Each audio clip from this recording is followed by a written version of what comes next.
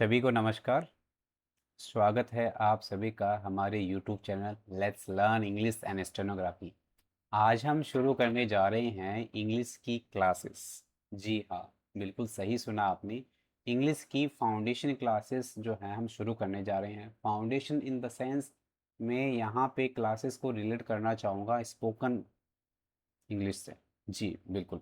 जो बच्चे spoken English सीखना चाहते हैं, इंग्लिश में फ्लुएंसी लाना चाहते हैं, ये क्लास उनके लिए है स्पेशली। और जो इंग्लिश के जो रूट को जानना चाहते हैं कि एक्चुअल में इंग्लिश क्या है, कैसे अपन इसको इसमें फ्लुएंसी ला सकते हैं, क्या क्या मोड रहेंगे हमारे, वो सब आप इन क्लासेस के माध्यम से सीख पाएंगे। तो चलिए शुरू करते हैं बिना किसी देरी के आज की हमारी पहली क्लास। जैसा कि आप सभी देख पा रहे हैं, आपकी स्क्रीन पे विजिबल है।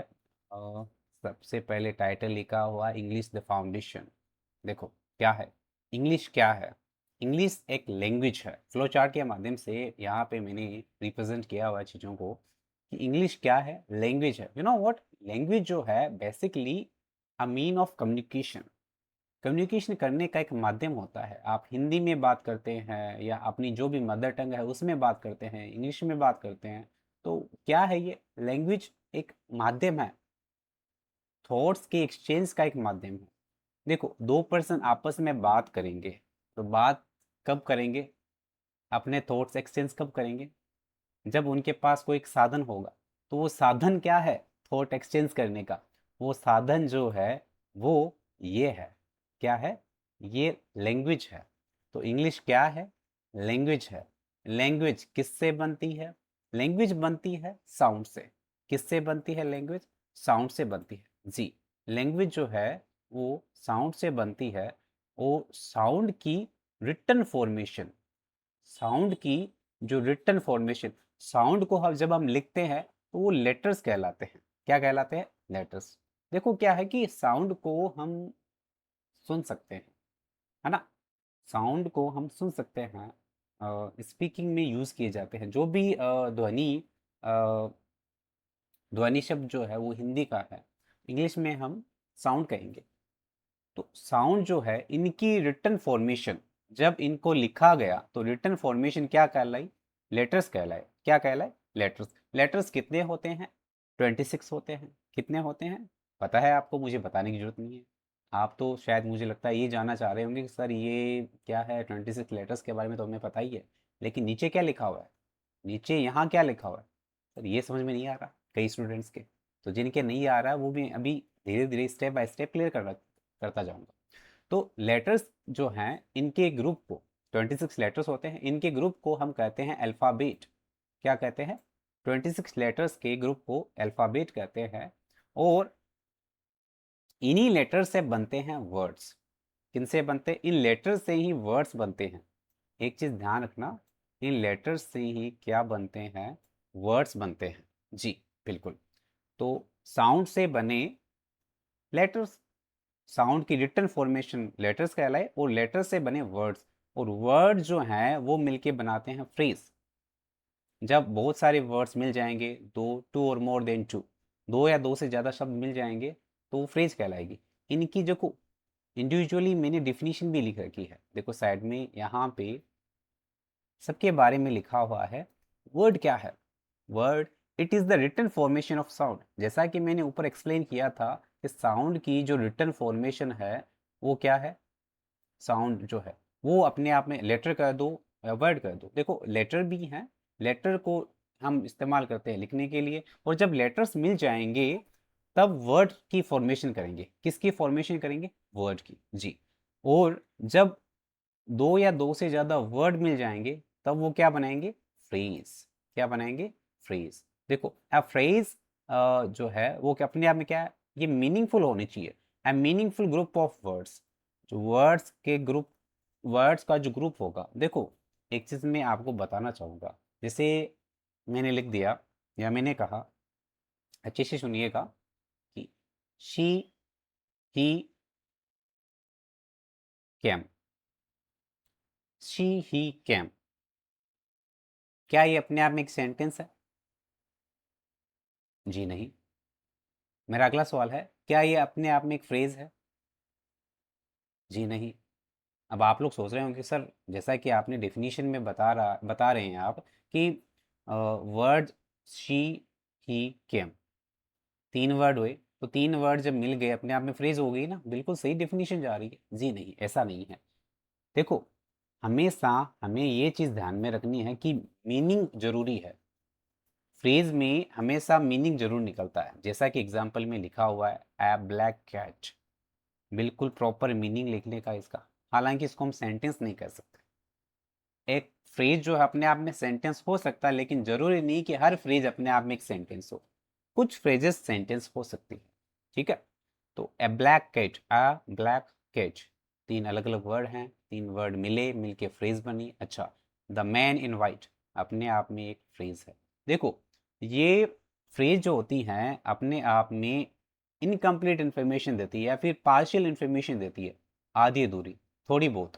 कंप्लीट इन्फॉर्मेशन नहीं देती। कंप्लीट इन्फॉर्मेशन जब हमें चाहिए होगी, तब हमें नीड पड़ेगी किसकी?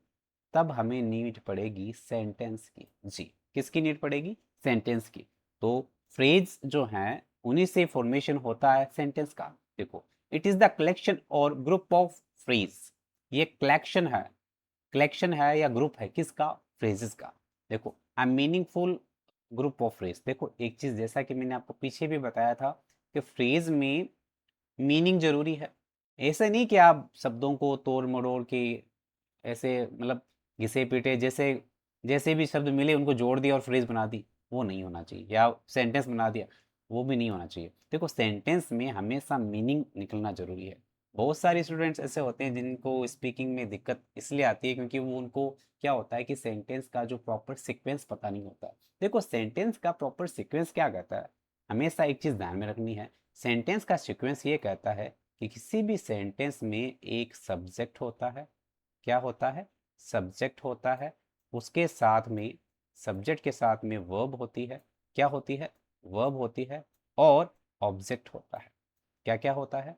सेंटेंस में सब्जेक्ट होता है, वर्ब होती है और ऑब्जेक्ट होता है। जरूरी नहीं कि हर सेंटेंस के अंदर सब्जेक्ट ऑब्जेक्ट हो।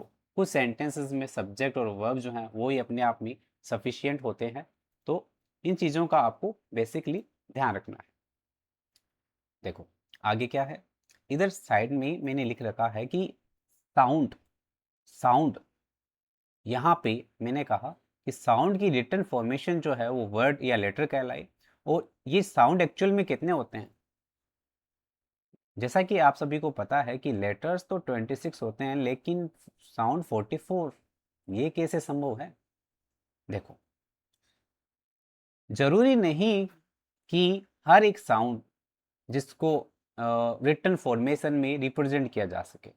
देखो, एक चीज़ हमेशा आपको ध्यान में रखनी है कि हर एक साउंड को रिटन फॉर्मेशन में रिप्रेजेंट करना पॉसिबल नहीं हो पाया, या फिर अगर पॉसिबल हो पाया तो भी दो या दो से ज़्यादा जो साउंड है उनका एक पर्टिकुलर लेटर भी बन गया, है ना। तो 44 साउंड्स होते हैं इंग्लिश में। कितने होते हैं? 44 साउंड।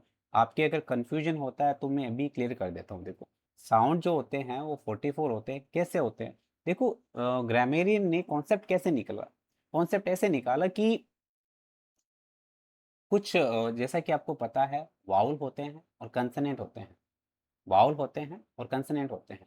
तो वाउल जो है, कुछ वाउल साउंड होते हैं और कुछ कंसोनेंट साउंड होते हैं। उन वाउल और कंसोनेंट साउंड्स को मिला के ही टोटल कितने साउंड्स होते हैं? 44 साउंड्स होते हैं। कितने होते हैं? 44 साउंड्स होते हैं। इनकी इनके जो है बेसिक टाइप, इनके बारे में मैं आपको बताना चाहूँगा। आप तो बस इतना ध्यान में रखिए कि साउंड एक्चुअल में इंग्लिश में according to international phonetic alphabet, international phonetic alphabet के अकॉर्डिंग जो है कितने साउंड हैं इंग्लिश में, इंग्लिश लैंग्वेज में 44 साउंड्स। इतना याद रखिए। क्लियर? अच्छा, साउंड के बेसिक टाइप की अगर मैं बात करूं, साउंड के बेसिक टाइप की अगर मैं बात करूं तो कितने होते हैं? 3 बेसिक टाइप है। एक तो है लॉन्ग साउंड, एक है शॉर्ट साउंड और तीसरा है लेजी साउंड।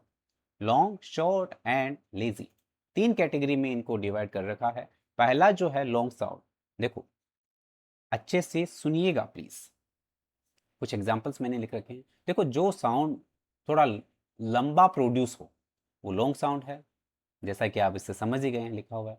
देखिए, शीट, बीच, हीट, यहां क्या लिखा है, इसको क्या कहेंगे, शिट, बिच, हिट। दोनों में डिफरेंसेस क्या क्या है, प्रोनाउंसिएशन पे जाएगा प्लीज। शीट, ये क्या है, शिट, बीच, बिच, हीट, हिट। डिफरेंस समझ में आया। डिफरेंस ये है कि यहाँ पे जो साउंड प्रोड्यूस हुआ वो ई का साउंड जो वो लॉन्ग है, यहाँ पे शॉर्ट है। बस यही डिफरेंस जानना आपको। एक चीज़ हमेशा ध्यान में रखिएगा, ये सब चीज़ें मैं आपको क्यों एक्सप्लेन कर रहा हूँ, ये सब इसीलिए कह रहा हूँ क्योंकि वर्ड्स का जो है आपको एक्चुअल में प्रोनाउंसिएशन आना ज़रूरी है। अगर आप किसी वर्ड को गलत प्रोनाउंस करेंगे तो उसका अर्थ का अनर्थ हो सकता है, गलत मीनिंग निकल सकता है। जैसे कि यहाँ पे मैंने नोट भी कर रखा है, pronunciation should be correct to speak fluent English. अगर आपको वाकई में फ्लुएंट इंग्लिश बोलनी है, अगर आप फ्लुएंसी चाहते हैं तो आपका प्रोनाउंसिएशन जो बिल्कुल करेक्ट होना चाहिए। ये नहीं कि आप गलत प्रोनाउंसिएशन कर रहे हैं। अगर आप किसी वर्ड को, किसी सेंटेंस को गलत प्रोनाउंस कर रहे हैं तो उसका मीनिंग कुछ और ही निकल जाएगा, या सामने वाला समझ जाएगा कि इसको इंग्लिश का नॉलेज नहीं है। तीसरी जो कैटेगरी हमारी निकल के आई वो है लेजी साउंड। देखो, लॉन्ग साउंड, शॉर्ट साउंड समझ में आ गया आपको। लेजी साउंड, लेजी साउंड जो है, जैसे जिन साउंड में स्पार्क नहीं होता है वो अपने आप में लेजी साउंड है। लेजी साउंड कौन से होते हैं, जिन साउंड में बिल्कुल एनर्जी नहीं होती, नाम से ही पता चल रहा है। कैसे, समझो। अब इसको क्या प्रोनाउंस करेंगे, ओके, टुडे, एग। आप किसी को कहते हैं क्या, okay, that's enough for today, I will call you tomorrow, या फिर we will discuss it tomorrow. Okay, okay, अपने आप में इसमें कोई एनर्जी नहीं है ओके वर्ड में। ओके, क्या बोलेंगे, ओके। अच्छा, टुडे, क्या कहेंगे, today, today we are going on to learn something new, something very special. Okay, egg, क्या है, egg। अपने आप में ये तीनों के तीनों वर्ड जो है इनमें कोई स्पार्क नहीं है। तो जिन वर्ड्स में कोई स्पार्क नहीं होता है, एक एनर्जी नज़र नहीं आती है, वो लेजी साउंड होते हैं। और यही चीज़ आपको ध्यान में रखनी है। आप इसको ऐसे प्रोनाउंस नहीं कर सकते, ओके, ऐसे नहीं कर सकते। टुडे गलत है जी, बिल्कुल गलत है। सही प्रोनाउंसिएशन आना ज़रूरी है। मैं बार बार इसी चीज़ को रिपीट इसीलिए कर रहा हूँ फ्रिक्वेंटली कि आपको अगर सही प्रोनाउंसिएशन नहीं आएगा तब तक आपके इंग्लिश में फ्लुएंसी नहीं आएगी। तो चलिए कंटिन्यू करते हैं। आगे मैं बात करना चाहूँगा,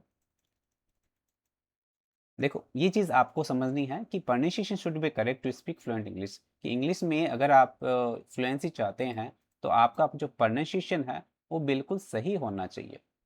अच्छा, कुछ एग्जाम्पल जो है यहाँ पे मैंने लिख रखे हैं, जैसा कि ऊपर बताया था मैंने। पहला एग्जाम्पल है, आई वॉन्ट अ शीट या sheet to write an application.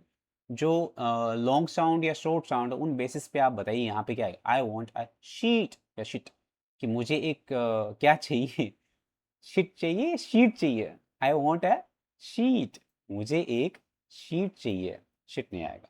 तो सही प्रोनाउंसिएशन आना जरूरी है। अगर किसी स्टूडेंट ने ऐसा कह दिया I want a sheet to write an application, तो बिल्कुल गलत मीनिंग निकल जाएगा, जैसा कि आप इसका मीनिंग जानते हैं। तो आपको लिखने के लिए, एप्लीकेशन लिखने के लिए क्या चाहिए, एक शीट चाहिए। क्या चाहिए, शीट। अच्छा, शी वेंट ऑन अ बीच या बीच, क्या आएगा, she went on a beach last month.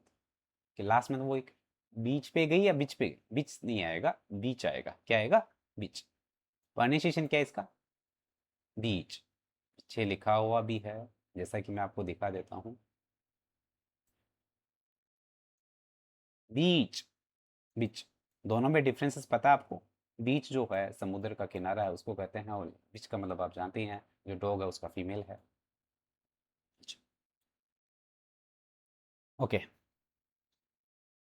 Next one is, letters जो होते हैं वो 26 होते हैं, जैसा कि मैंने आपको पहले ही बता दिया। 26 लेटर्स में क्या क्या, देखो वाउल कितने हैं, 5। अच्छा, कंसोनेंट कितने हैं, 21। 21 लेटर्स जो हैं वो कंसोनेंट हैं और वाउल 5 है। 5 कौन कौन से हैं? ए ई आई ओ यू, ये 5 ही हैं। ए ई आई ओ यू के अलावा जितने भी हैं वो सारे के सारे कंसोनेंट हैं।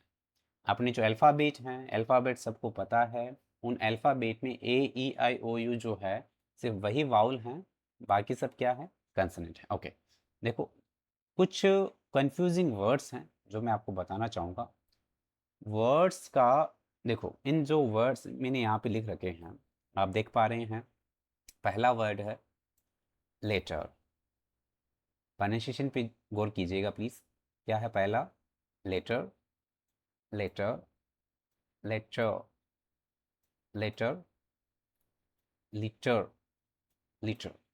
देखो पहला वर्ड जो है, इनका जितने भी आपने यहाँ पे शब्द सुने हैं ऑलमोस्ट सिमिलर मीनिंग दे रहे थे, सिमिलर प्रोनाउंसिएशन दे रहे थे, sorry for my mistake. Similar meaning नहीं दे रहे, सिमिलर प्रोनाउंसिएशन ऑलमोस्ट इनका देखो, लेकिन इनमें डिफरेंसेस हैं। डिफरेंसेस कैसे है? पहला जो है आपके लेटर, इसका क्या मतलब होता है? इसका मतलब होता है, इसका मतलब है अक्षर या पत्र।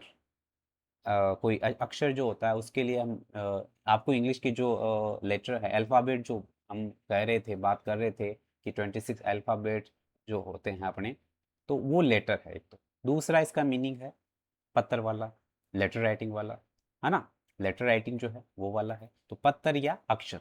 दूसरा जो है लेटर, किसी को हम कहते हैं actually I am busy right now, I will call you later, I will call you later, मैं बाद में आपको फ़ोन करूँगा, यानी कि आफ्टर सम टाइम, है ना? ये बाद वाला है, ये अक्षर या पत्र वाला है। अच्छा, ये लेटर, देखो ये फॉर्मर का एंटोनिम है, the former prime minister of India, the latter. तो फॉर्मर का एंटोनिम है लेटर, यानी कि दो में से बाद वाला। दो हैं, उन दो में से बाद वाला जो है उसको हम कहेंगे लेटर। कैसे? एक एग्जाम्पल के थ्रू, जैसे कि एक एग्जाम्पल मैं बोलना चाहूँगा, Ravi and Mohan are good friends, the latter is a teacher. क्या है sentence? Ravi and Mohan are good friends, the latter is a teacher. Latter यानी बाद वाला, द लेटर, बाद वाला जो है, बाद वाला कौन? रवि और मोहन में से बाद वाला कौन? रवि पहला, मोहन बाद वाला दूसरा। मोहन जो है वो अपने आप में क्या है? टीचर है। अच्छा, इसका मतलब क्या है? दूसरा। इसका मतलब क्या है? सेकंड के सेंस में, सेकंड के सेंस में हम यूज़ करते हैं ये लेटर। अच्छा, तीसरा है लेटर, ये तो बिल्कुल सिमिलर ही है, रिपीट हो गया। अच्छा, कंटिन्यू। नेक्स्ट वन क्या है? लिटर। ये क्या है? लिटर। आपने कहीं कहीं पे पढ़ा हुआ, जैसे आप कहीं मेट्रो स्टेशन पे जाते हैं या फिर आप किसी जंक्शन पे जाते हैं, तो वहाँ पे आपने कुछ देखा होगा, एक सेंटेंस जो है लिखा हुआ होता है। सेंटेंस क्या लिखा होता है? सेंटेंस लिखा होता है डोंट लिटर हियर, ऐसे सेंटेंस लिखा होता है डोंट लिटर हियर। अगर आपने ध्यान दिया होगा तो ऐसा कुछ लिखा हुआ होता है। क्या मतलब इसका? क्या मतलब है इसका?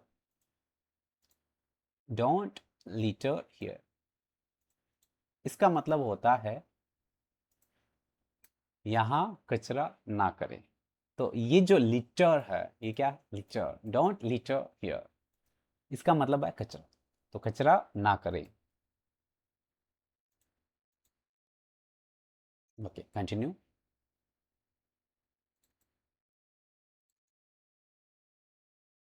तो ये जो कन्फ्यूजन हमारे वर्ड्स में चल रहा था वो आपके आगे क्लियर हो गया होगा। लास्ट वन है हमारा लीटर। क्या है? 1 लीटर, 2 लीटर, ये जो मेजरमेंट की यूनिट है अपने आप में, ये मेजरमेंट की यूनिट में इस्तेमाल होने वाला शब्द है। 1 litre, 2 litre, 1 litre petrol please, 2 litre petrol etcetera, है ना? और आप लोग शायद सोच रहे होंगे ये दोनों मैंने क्यों लिखे हैं। ये दोनों मैंने बेसिकली इसीलिए लिखे हैं कि ये जो फर्स्ट वन है LITER, ये अमेरिकन इंग्लिश के अकॉर्डिंग करेक्ट है, और ये जो सेकेंड वन है ये ब्रिटिश इंग्लिश के अकॉर्डिंग, बोथ आर एक्सेप्टेबल, तो दोनों ही करेक्ट हैं। बेसिकली हम जो हैं इसको फॉलो करते हैं ब्रिटिश इंग्लिश को। दोनों में से कोई सा ही लिख सकते हैं आप, बोथ आर करेक्ट, दोनों का प्रोनाउंसिएशन सेम है, litre. 1 liter petrol please, 2 liter, 1 liter water bottle. Okay, next one is letters. अगला क्या है? अगला है लेटर्स. क्या है लेटर्स? जो होते हैं अपने आप में, letters are the written formation of sound. Letters जो है साउंड के रिटन फॉर्मेशन होते हैं. वर्ड, वर्ड क्या है? A meaningful group of letters. A meaningful sound must be there. Word जो होता है उसमें मीनिंगफुल साउंड होना जरूरी है. अगर साउंड मीनिंगफुल नहीं है तो वो अपने आप में वर्ड नहीं कहलाएगा. जैसे कि कुछ लिख रखा है मैंने, विशाल, इंडिया, दिल्ली, बुक. देखो, KWB अगर मैंने लिख दिया, बुक का उल्टा लिखूँ मैं KWB. अब आप कहेंगे सर, कुछ स्टूडेंट के जो खुरापाती हैं वो सोच रहे होंगे कि सर KOOB जो है अपने आप में ये भी तो एक वर्ड ही हुआ. वर्ड ही हुआ. ग्रुप है किसका? लेटर्स का ग्रुप है. भाई लेटर्स का ग्रुप ही तो हुआ KOOB. तो ये क्या एक वर्ड हुआ? जी नहीं, ये वर्ड नहीं कर सकते क्योंकि इसका मीनिंग नहीं है. जब इसका मीनिंग नहीं है, सही प्रोनाउंसिएशन नहीं है, तो फिर ये वर्ड कैसे हुआ? तो वर्ड वही है जो जिसका एक्चुअल में प्रोनाउंसिएशन हो और मीनिंग हो, कुछ ना कुछ मीनिंग हो, वही वर्ड कहलाए. अच्छा, आगे मैंने लिखा है, देखो फ्लो चार्ट के माध्यम से समझा रखा है. Affixes. What is mean by affixes? Affixes जो होते हैं कुछ ऐसे वर्ड्स होते हैं जो बेसिकली किन्हीं वर्ड के, किन्हीं वर्ड इन द सेंस जो रूट वर्ड हैं उनसे पहले यूज़ होते हैं, कुछ बाद में होते हैं. कुछ जो है पहले होते हैं उनको प्रीफिक्स यूज़ कहते हैं. जो एफिक्सिस किसी रूट वर्ड के बाद में यूज़ होते हैं उन्हें सफिक्सिस कहते हैं. तो एफिक्सिस जो हैं इनका मीनिंग हो सकता है और नहीं भी. जरूरी नहीं कि हर एफिक्स का मीनिंग हो. एफिक्सिस मीनिंग में और मे नॉट, मीनिंग हो भी सकता है नहीं भी.